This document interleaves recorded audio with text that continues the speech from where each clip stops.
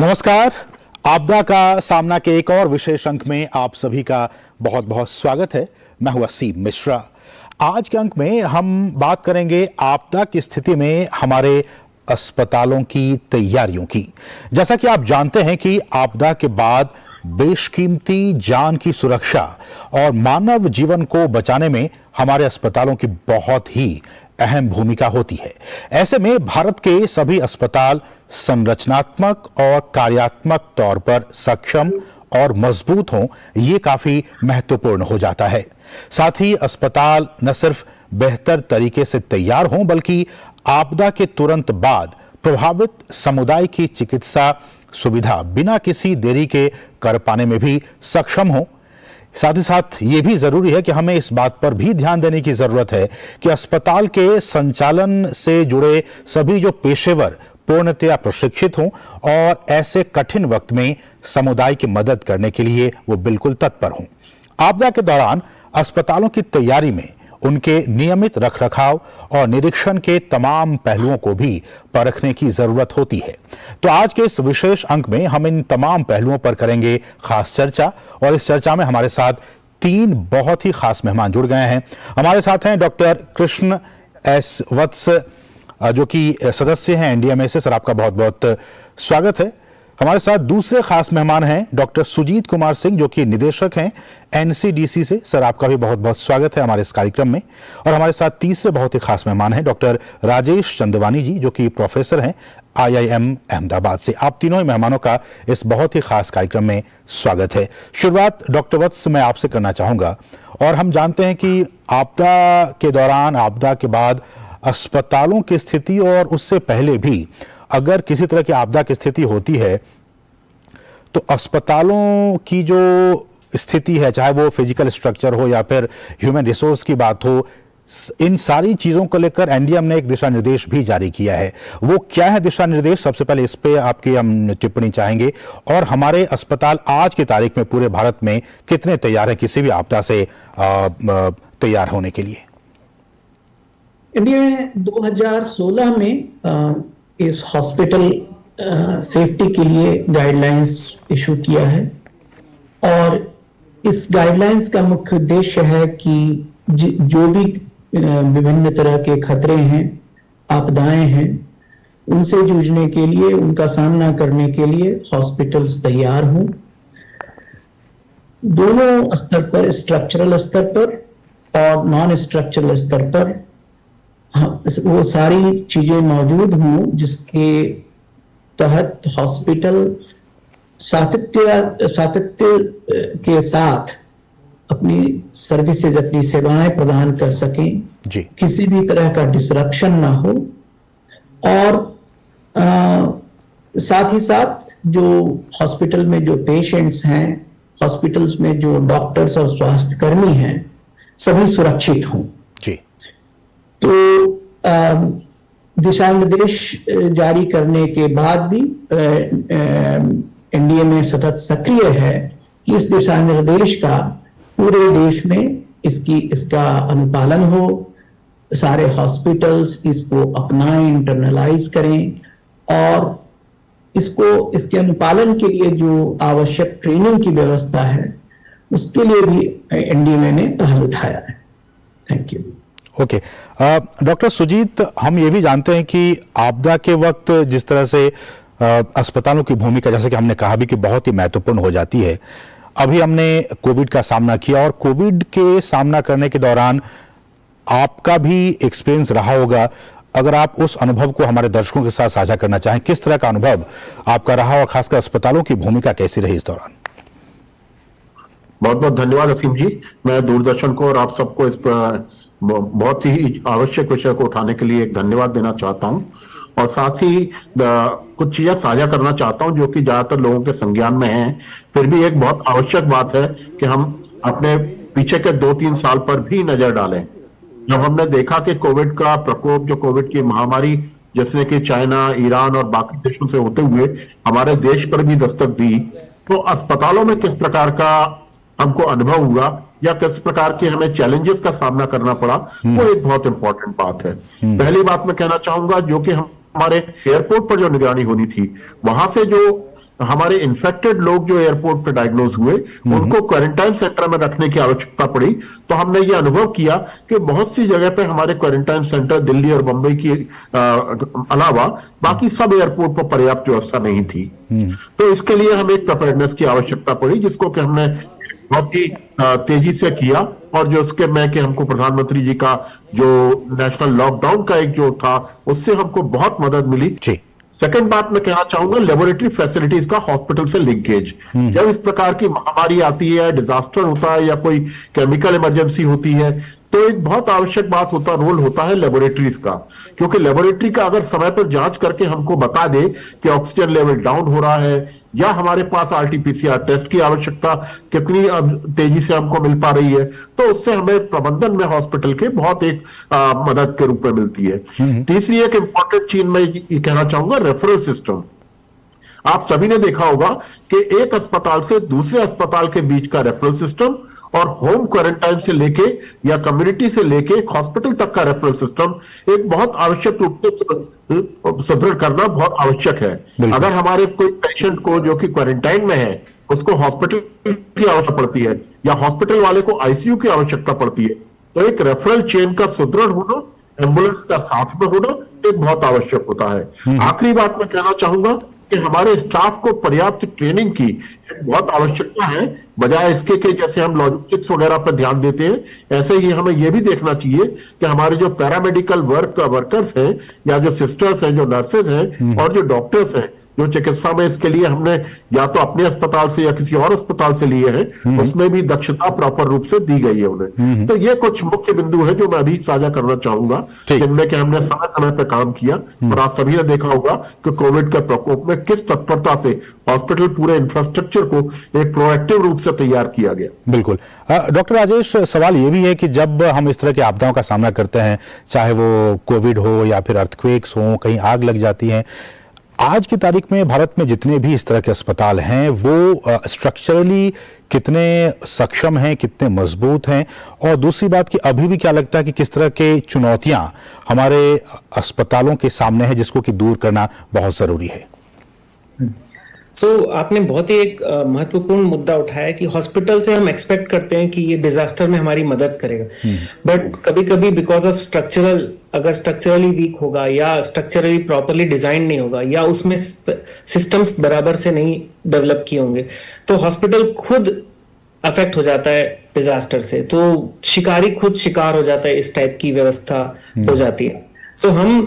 हम एक्सपेक्ट करते हैं कि हॉस्पिटल खुद प्रिपेयर्ड रहे, और इसके लिए सबसे मोस्ट इंपॉर्टेंट चीज जो हमने चैलेंज देखा और उसके हिसाब से जो हमने एनडीएमए के साथ जो ट्रेनिंग प्रोग्राम हमने डिजाइन किया, उसमें जो एक मेजर चैलेंज था वो एक होता है महात्म्य। अगर हम किसी चीज को करेंगे तो पहले उसका इंपॉर्टेंस समझना होता है, महात्म्य समझना होता है। तो जो टॉप मैनेजमेंट है उसको इस चीज की जानकारी होना कि क्यों हमारे लिए एक स्ट्रक्चरली स्ट्रांग और सिस्टमैटिकली स्ट्रांग हॉस्पिटल चाहिए, वो क्यों इंपॉर्टेंट है, वो बहुत ज्यादा जरूरी होता है। तो टॉप मैनेजमेंट से स्टार्ट होता है समझना कि हमको ये हॉस्पिटल को डिजास्टर प्रूफ बनाना है, डिजास्टर्स में बहुत ही रेजिलिएंट बनाना है, ताकि हम तुरंत डैमेज कम से कम हो और काम जल्दी से जल्दी शुरू कर सके। और उसके लिए हमने ये देखा कि ये नेचुरल टेंडेंसी होती है, कोई चीज बहुत रेयर होती है, 10 वर्षों में एक बार होगी, तो हम उसके लिए ज्यादा प्रिपेयर्ड नहीं होते। तो टॉप मैनेजमेंट को ये संज्ञान देना कि हमें इसके लिए बहुत जरूरी है और महात्म्य पैदा करना, वो एक हमने देखा कि एक मेजर इशू था, और ट्रेनिंग प्रोग्राम में इसको बहुत हमने इंपॉर्टेंस दिया है कि टॉप मैनेजमेंट को इसका महात्म्य पता चले। ऐसे बहुत सारी और चीजें हैं। वक्त हो गया एक छोटे से ब्रेक का, लेकिन ब्रेक पर जाने से पहले एक महत्वपूर्ण सूचना आपको देनी है। सूचना ये कि आपदा जोखिम न्यूनीकरण पर जो तीसरा सत्र है, जो कि काफी महत्वपूर्ण सत्र है, वो 10 और 11 मार्च 2023 को नई दिल्ली स्थित जो विज्ञान भवन है उसमें होना निर्धारित है। और उस सत्र का जो विषय होगा वो भी बहुत ही महत्वपूर्ण है। सत्र का विषय होगा जलवायु परिवर्तन में स्थानीय प्रतिरोध क्षमता का निर्माण। और साथ ही साथ मुख्य कार्यक्रम से पहले अगर हम बात करें, देश भर में जो आपदा से जुड़े विभिन्न विषयों पर लगभग 17 उप कार्यक्रम आयोजित किए जा रहे हैं। और इस विषय से संबंधित आगे जो भी अपडेट्स होगा उसके लिए आप हमारा चैनल डीडी न्यूज देखते रहिए। फिलहाल रुकेंगे छोटे से ब्रेक के लिए, आप देखते रहिए DD news.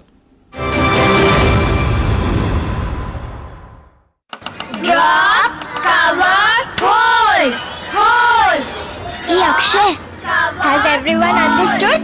Good, very good. Let's do it again. When an earthquake strikes, go to an open place. If you cannot, then first drop down, Cover your head. Hold on to something tightly, or go to a safe corner and cover your head. Learn to protect yourself during an earthquake. Your wisdom lies in your preparedness. Always ensuring your safety. NDMA.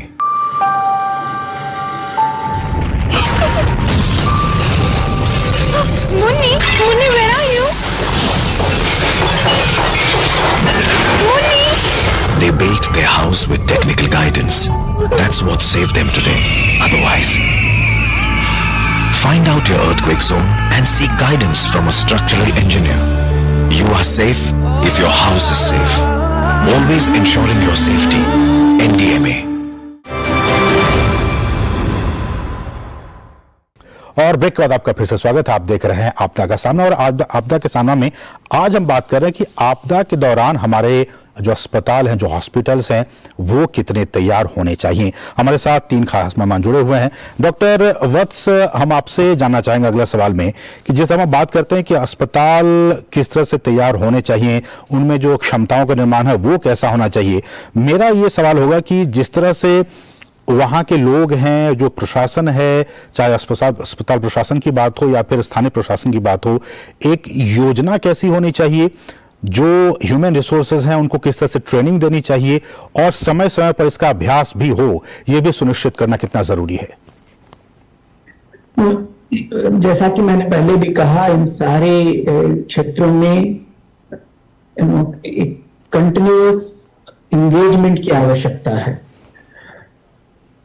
इसलिए भी कि देश बड़ा है और ढेर सारी जो स्टेप्स लिए जाते हैं वो राज्य शासन के स्तर पर लिए जाते हैं, और हर राज्य में अलग अलग मानक हैं, अलग अलग प्राथमिकताएं हैं। तो सारे राज्यों के साथ जुड़ करके काम करना यह एक बहुत बड़ी चुनौती है हमारे लिए। दूसरा यह है कि कुछ हॉस्पिटल्स पब्लिक सेक्टर में हैं, कुछ हॉस्पिटल्स प्राइवेट सेक्टर में हैं, और पब्लिक सेक्टर और प्राइवेट सेक्टर के हॉस्पिटल्स का आगे कुछ प्राथमिकताएं अलग अलग भी होती हैं, कुछ मानक अलग अलग भी होते हैं, और कुछ उनकी संस्कृति भी थोड़ी थोड़ी अलग होती है। तो हम जो है वो इस तरह का हम पब्लिक सेक्टर और प्राइवेट सेक्टर दोनों हॉस्पिटल्स को साथ लेकर चलना, सभी राज्यों को साथ लेकर चलना, और सभी स्तरों पर स्वास्थ्य कर्मियों और डॉक्टरों को साथ लेकर चलना जी। हॉस्पिटल का प्रशासन इसके महत्व को समझे, सभी डॉक्टरों को और सभी स्वास्थ्य कर्मियों को, नर्सेस को, जो हेल्थ वर्कर्स हैं, सबको साथ लाना, सबको ट्रेनिंग देना, क्योंकि ये जो हॉस्पिटल सेफ्टी है, it is as strong as its और as vulnerable as its weakest link. कहीं भी एक गलती हो गई, जैसा कि हमने देखा कुछ हाल के दिनों में कई हॉस्पिटल्स में आग लगी, तो कहीं छोटी से छोटी चूक हो जाती है, छोटी से छोटी भूल हो जाती है, उसके कारण एक बड़ा हादसा होता है। तो सबों को यह ट्रेनिंग देना आवश्यक है, और इसके लिए हमने IIM अहमदाबाद के साथ मिलकर के ट्रेनिंग की योजना बनाई है। स्वास्थ्य मंत्रालय के साथ सभी राज्यों में ट्रेनिंग करने की हमारी योजना है, और मुझे विश्वास है कि इस तरह से जो हमारा एंगेजमेंट है, इसके कारण जो सेल्फ रेगुलेशन है हॉस्पिटल्स का, हम नहीं चाहते कि हम इसको इम्पोज करें। हॉस्पिटल्स खुद इसके महत्व को समझें और अपने को सेल्फ रेगुलेट करें, सेफ्टी के स्टैंडर्ड्स को बढ़ाएं, और इसमें जो है साथ मिलकर काम करें। तो मुझे लगता है कि आने वाले कुछ वर्षों में हॉस्पिटल के सेफ्टी स्टैंडर्ड्स में निश्चित रूप से प्रगति होगी। ठीक है डॉक्टर सुजीत, हमने ये भी देखा कि जैसा कि डॉक्टर वत्स भी कह रहे थे कि कभी आग लगने की घटनाएं हो जाती हैं। अभी हमने कोविड के दौरान देखा कि कुछ हॉस्पिटल्स में ऑक्सीजन की कमी हो गई, बेड्स की कमी हो जाती है जब इस तरह की समस्याएं, इस तरह के आपदाएं आते हैं। ऐसे वो कौन कौन से इंटरवल्स हैं जहां आपको लगता है कि अस्पताल आपदा के दौरान इन इंटरवल्स पर प्रभावित हो सकते हैं और उसको पहले से ही टैकल करने की, उसकी अच्छी प्लानिंग करने की जरूरत है? देखिए, जैसा कि अभी ये बता रहे थे, मैं आपदा के दौरान 3-4 चीजों पे मुख्य ध्यान आकर्षित करना चाहूंगा। पहली चीज तो हमारे जो हॉस्पिटल्स होते हैं वो नॉर्मल तौर पे एक सामान्य बीमारियों के लिए प्रशिक्षित होते हैं, और उनमें जो नर्सेज और बेड्स की क्षमता भी होती है वो सामान्य बीमारियों को डील करने के हिसाब से होती है। चाहे वो दवाइयों की बात करें, चाहे आप पीपी किट की बात करें, या आप ऑक्सीजन सप्लाई की बात करें, ये सामान्य बीमारियों के लिए उसका एक प्रबंधन किया जाता है। बिल्कुल। लेकिन जब हम आपदा देखते हैं तो हम देखते हैं पहली चीज आती है ओवरबर्डन हो जाता है हमारा हॉस्पिटल। बिल्कुल, बिल्कुल। अगर हमारा हॉस्पिटल 100 बेड की क्षमता का है तो हम ज्यादातर ही देखते हैं 200 मरीज आ गए, फिर 500 आ गए, जो कि हमने कोविड के दौरान अनुभव किया। तो पहली चीज है ओवरबर्डन। दूसरी, ओवरबर्डन होते ही हम अनुभव करते हैं कि हमारी डॉक्टर्स और नर्सेस की क्षमता जो वहां पे उपलब्ध थे वो एक अनावश्यक रूप से बढ़ जाती है। तो हमें एडिशनल डॉक्टर्स लेने पड़ते हैं, एडिशनल नर्सेज हमें आवश्यकता पड़ती है। और तीसरी चीज होती है जो मैंने ड्रग्स और लॉजिस्टिक्स की बात की, और एक अनावश्यक रूप से जो कि इसकी प्रबंधन हर जगह पे नहीं होता, जैसे ऑक्सीजन सप्लाई।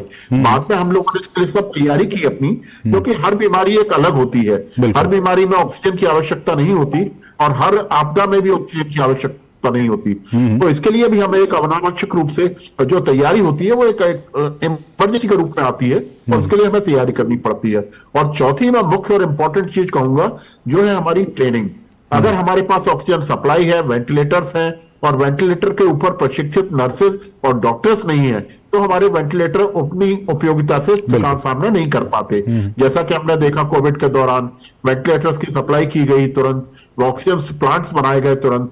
तो ये सब चीजें जो है एक हमें ये इसकी ओर इशारा करती हैं कि पहली चीज हमारी प्लानिंग प्रॉपर होनी चाहिए, दूसरी ट्रेनिंग प्रॉपर होना चाहिए, और तीसरी चीज हमारी ड्रिल जो समय समय पर हम ये देखते रहे कि हमारे पूरे जो हमारी क्षमता है या जो इमरजेंसी प्रिपेयरनेस प्लान है एपिडेमिक्स के लिए या आउटब्रेक्स के लिए, वो पूरी क्षमता से कार्य कर रहा है कि नहीं कर रहा।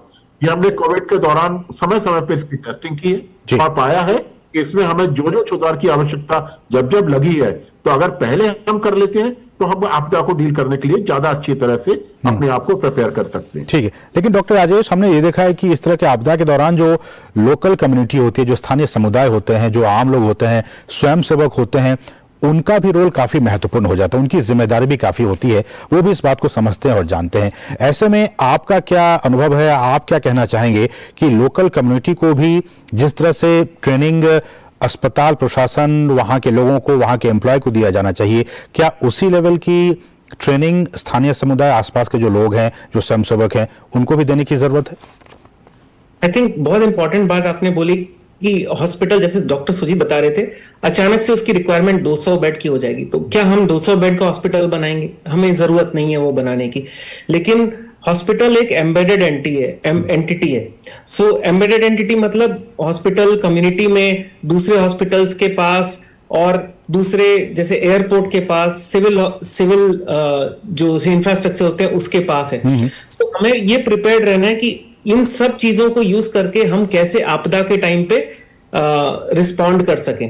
तो उसके लिए लोकल कम्युनिटी का क्या रोल होना चाहिए? उसको जरूरी नहीं चाहिए उनको वेंटिलेटर चलाना आना चाहिए, बट अगर सपोज हमें ट्रांसपोर्ट, रिपोर्टिंग या फैसिलिटी का मैनेज करने में उनकी हेल्प अगर जरूरत पड़े तो ले लेंगे। और दूसरा, उनको उन चीज के लिए प्रिपेयर करना चाहिए जो फर्स्ट एड टाइप की चीजें होती हैं। तो जैसे अभी आपने बताया था कि पहाड़ों पर कम्युनिटी के साथ मिलकर ही काम करना पड़ेगा, बिकॉज सडनली आप वहां पे मैन पावर नहीं इकट्ठा कर पाएंगे। तो वहां का जो लोकल समुदाय है उसके साथ मिलकर ही काम करना पड़ेगा। तो सबसे इंपॉर्टेंट चीज होती है हॉस्पिटल को एज एन एम्बेडेड एंटिटी समझना। हॉस्पिटल अकेला आइसोलेटेड नहीं है, बिल्कुल बिल्कुल एक समुदाय में और एक परिप्रेक्ष्य में उपलब्ध है। और फिलहाल वक्त हो गया एक और छोटे से ब्रेक का, लेकिन ब्रेक पर जाने से पहले एक बहुत ही महत्वपूर्ण सूचना आपको देनी है, और उस सूचना ये कि आपदा जोखिम न्यूनीकरण पर जो तीसरा सत्र है वो 10 और 11 मार्च 2023 को नई दिल्ली के विज्ञान भवन में आयोजित होना निर्धारित है।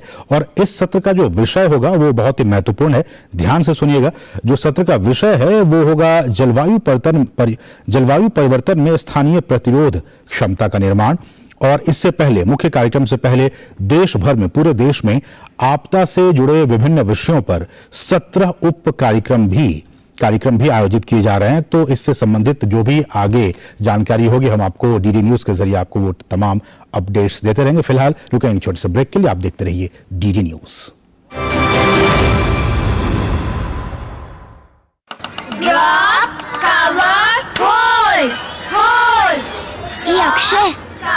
everyone understood?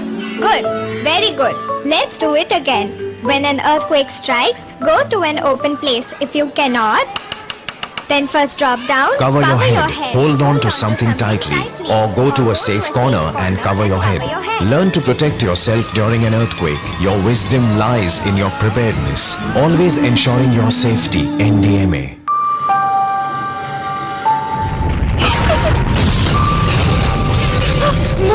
Munni, where are you? Munni! They built their house with technical guidance. That's what saved them today. Otherwise, find out your earthquake zone and seek guidance from a structural engineer. You are safe if your house is safe. Always ensuring your safety. NDMA.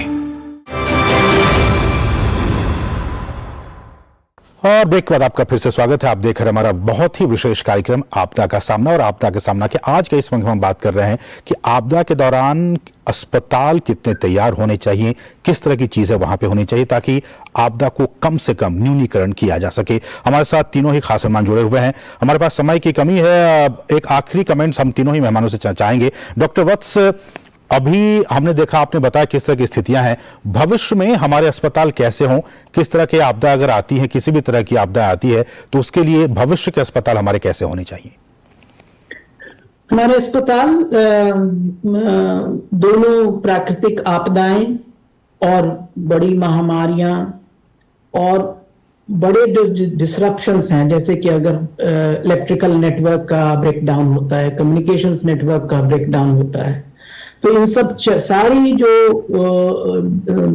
विभिन्न प्रकार की जो आकस्मिकताएं हैं, contingencies हैं, इन सब के लिए हमें तैयार रहना चाहिए। इसके लिए आवश्यक व्यवस्था करनी चाहिए, संरचनात्मक स्तर पर, कार्यात्मक स्तर पर, इक्विपमेंट के स्तर पर और ट्रेनिंग के स्तर पर। मैं समझता हूं कि अगर हम एक सुनियोजित तरीके से काम करें तो पूरे देश में एक हॉस्पिटल सेफ्टी का एक हम कल्चर हम जनरेट कर सकेंगे। बिल्कुल। डॉक्टर सुजीत, आपकी प्रतिक्रिया? मेरा एक ये रहेगा कि जैसे कि हम कुछ आपदाओं को एंटिसिपेट कर सकते हैं, जैसे साइक्लोन हो गया, अर्थक्वेक हो गया, हिल्सम हो गया, लैंडस्लाइड, इस प्रकार का। तो उसके लिए हम एक कंटिजेंसी प्लान बना सकते हैं और ये अनुभव कर सकते हैं कि अगर इस प्रकार की आपदा आएगी तो किस प्रकार हम सर्च कैपेसिटी बढ़ाएंगे, कम्युनिटी को कैसे इन्वॉल्व करेंगे। नंबर दूसरे प्रकार की जो आपदा होती है जो कि अनावश्यक अकस्मात आ जाती है, इसके लिए हम लोगों को एक जनरल प्लान होता है जो WHO की गाइडलाइन है, हमारे एनडीएमए की भी स्पष्ट गाइडलाइन है। उस गाइडलाइंस के अनुसार हमको हर हॉस्पिटल को एक मिनिमम ट्रेनिंग में इन्वॉल्व करना पड़ेगा, जिससे कि किसी भी प्रकार की कोई अगर आपदा ऐसी आती है जिसमें कि हम एक जनरल प्लान को एग्जीक्यूट कर सकें, तो उसका एक emergency management plan, emergency operation centre का कैसे कोऑर्डिनेशन होता है और दूसरे हॉस्पिटल से रेफरल सिस्टम हम किस प्रकार से सुधार कर सकते हैं जिससे कि टाइमली रेफरल कर सकें। डॉक्टर राजेश, लास्ट कमेंट आपकी तरफ से। जो हॉस्पिटल के लिए सबसे जरूरी है वो है ये कि टॉप मैनेजमेंट को समझना चाहिए कि ये हमारे लिए आवश्यक है, और दूसरा ये कि हॉस्पिटल एक एम्बेडेड एंटिटी है, इसको आइसोलेशन में नहीं देखना चाहिए। हमारे सारे connectedness with the community, with other hospitals, with other facilities, with airport, with government, with labs, जो भी हमने बात करी, और हर लेवल पे doctor, nurses, management, government, everybody, तो हर एक को इन्वॉल्व करना, हर एक को इसका महात्म्य समझना, वो बहुत इंपॉर्टेंट। चलिए, बहुत बहुत शुक्रिया आप तीनों ही मेहमानों का इस बहुत ही महत्वपूर्ण विषय पर अपने विचार हमारे साथ साझा करने के। डॉक्टर वत्स, आपका बहुत बहुत शुक्रिया हमारे साथ जुड़ने के लिए। डॉक्टर सुजीत, आपका भी बहुत बहुत शुक्रिया हमारे साथ जुड़ने के लिए। और डॉक्टर राजेश, आप तीनों ही मेहमानों का बहुत बहुत शुक्रिया हमारे साथ जुड़ने के लिए और अपने महत्वपूर्ण विचारों को हमारे साथ साझा करने के लिए। इसके साथ ही आपदा का सामना के इस विशेष अंक में बस इतना ही। मुझे और हमारी पूरी टीम को दीजिए अनुमति। नमस्कार।